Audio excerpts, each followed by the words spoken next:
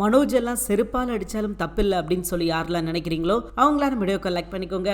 ஆமாங்க, மனோஜ் திருந்தவும் மாட்டான், தான் செஞ்ச தப்புக்கும் வருந்தவும் மாட்டான் அப்படின்றது தான் நிதர்சனமான உண்மை. இன்னைக்கு எபிசோட்ல மனோஜ் நான் இன்னொரு பிரான்ச் ஆரம்பிக்க போறேன் அப்படின்ற மாதிரி சொன்னாரு. அதற்கு முத்து இருந்துகிட்டு இதை யாரோட பணம்டா, யார்கிட்ட இருந்து திருடின பணம் அப்படின்ற மாதிரி சொல்லி அவர் கிண்டல் பண்றாரு. சோ இதெல்லாம் நடந்த விஷயங்கள், நடந்த உண்மைகள். ஆனா நம்ம மனோஜ் பேசுற விஷயங்கள் அப்படியே வேற மாதிரி இருக்குது. மீனாவோட வண்டி காணாம போச்சு அப்படின்னு சொல்லும் போது, ஆமா பெரிய அந்த வேலையா பார்த்துக்கிட்டு இருந்தா, இந்த வேலை தானே பார்த்தா, இதுக்கு என்ன செய்ய முடியும் அப்படின்ற மாதிரி சொல்லி பேசுறதா இருக்கட்டும். ஏதோ இவர் பாக்குறது மட்டும்தான் இந்த உலகத்திலேயே பிசினஸ் அப்படின்ற மாதிரியும், மத்த எல்லாமே துச்சமான வேலை அப்படின்ற மாதிரியும் மனோஜ் பேசிக்கிட்டு இருக்காரு.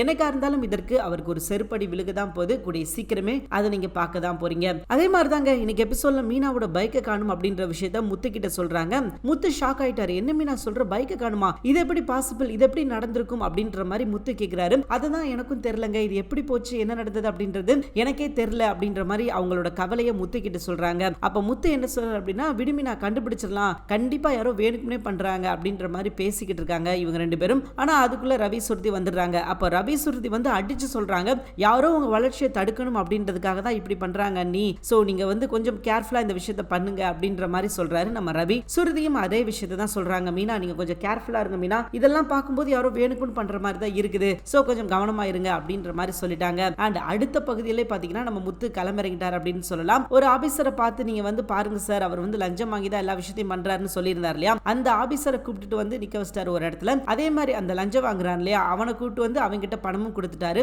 சோ இப்ப வசமா அவன் சிக்கிட்டான் அப்படின்னு சொல்லலாம். அதுக்கப்புறம் அவன் எல்லா உண்மையும் சொல்லிட்டான், சார் எனக்கு இதுக்கு எந்த சம்மந்தமும் கிடையாது சார், நான் இன்னொருத்தவங்க சொல்லி தான் செஞ்சேன் அப்படின்ற மாதிரி சொல்லிட்டான். அப்போ அந்த இன்னொருத்தவங்க யார் அப்படின்னு சொல்லி கேட்கும்போது, வேற யாரும் கிடையாது, சிந்தாமணி அவங்க தான் சார் என்கிட்ட சொன்னாங்க, நான் அதனால தான் சார் இப்படி பண்ணேன் அப்படின்னு சொல்லிட்டு அவனும் மாட்டிக்கிட்டான்னு சொல்லலாம். அண்ட் முத்துவுக்காக வந்தார் இல்லையா அந்த ஆபீசர், அவர் முத்து கிட்ட மன்னிப்பு கேட்கிறாரு. தம்பி சாரிப்பா, நிறைய ஆபீசர் நல்லவங்க இருக்காங்க, ஆனா ஒரு சில அதிகாரிகள் இவன மாதிரி இருக்க போய் எல்லாரும் சொல்றதையும் நாங்க நம்ப முடியல, ஏன்னா மக்களும் சில நேரங்களில் போய் சொல்றாங்கப்பா, அதனாலதான் நான் உன்னை சந்தேகப்பட்டேன், பட் இப்போ எனக்கு கன்ஃபார்மா தெரிஞ்சிருச்சு உன் மேல எந்த தப்பும் கிடையாது, இவன் தான் தப்பு பண்ணியிருக்கான் அப்படின்னு சொல்லிட்டு அவர்கிட்ட இருக்க பணத்தை வாங்கி நம்ம முத்துவோட ஃப்ரெண்ட் செல்வத்திட்ட கொடுத்தது இல்லாம, இனிமே நீ வேலைக்கே கிடையாது, உனக்கு வேலையே கிடையாதுடா அப்படின்ற மாதிரி சொல்லி அவரை துரத்தி விட்டது மட்டும் இல்லாம முத்துவை வீட்டுக்கு கூட்டு போய் முத்துவுக்கு தேவையான விஷயங்கள் எல்லாத்தையுமே நான் பண்றேன் அப்படின்ற மாதிரி சொல்லியிருக்காரு.